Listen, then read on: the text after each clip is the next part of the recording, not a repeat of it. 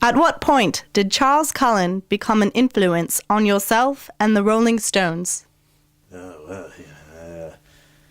I don't know, I mean, when we started out watching him, we were just touring, we were touring the United States, and I just happened to catch it in a motel room one night, and I mean, it was, I think I was attached to the puppets he had first, and then I was like, hey, this cat's cool, he's drinking beer on TV, and, he was pushing the limit, I mean, he was pushing the envelope for a local kid, and the Stones began, kind of writing their music around what Cullen was doing. I mean, if he was messing around with a chicken or something, then we started writing about chickens, and you can't really determine whether Cullen influenced the Stones or it was maybe the puppets that influenced the Stones. I don't know.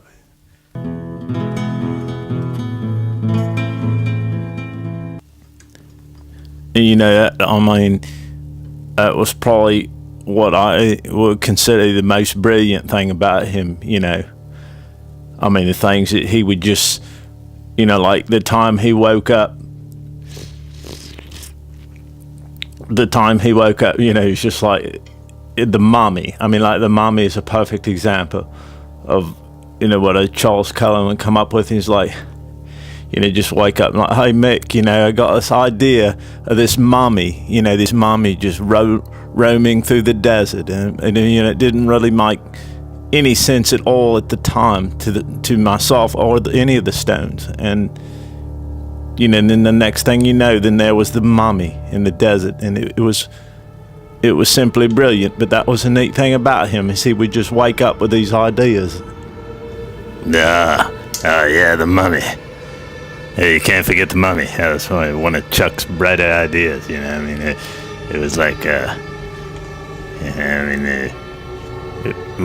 was like we were staying at his place, I mean, he put us up in the barn for a while, and he's like, he comes waking up and running out there, throwing chicken feed everywhere, and he's like, hey, man, wake up. Hey, Keith, wake up. I got this idea, man.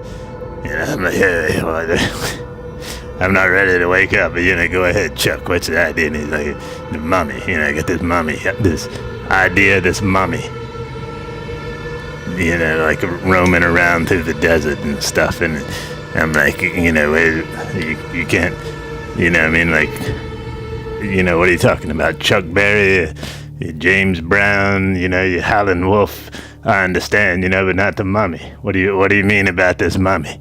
And he said, but that was a neat thing about, Cullen. There was no rhyme or reason. There was no method to the madness. But yet, once you saw the mummy on screen, you're like, yeah, man, this cat knows what he's doing.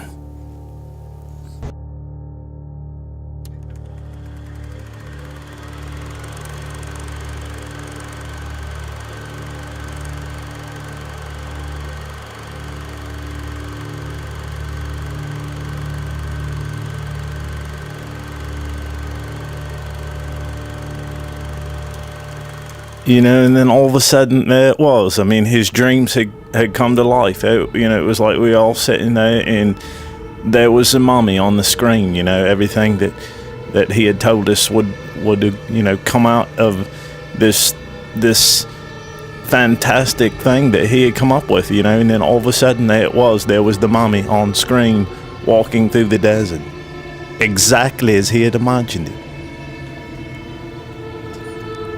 And then, all of a sudden, voila, there was a mummy, walking just exactly.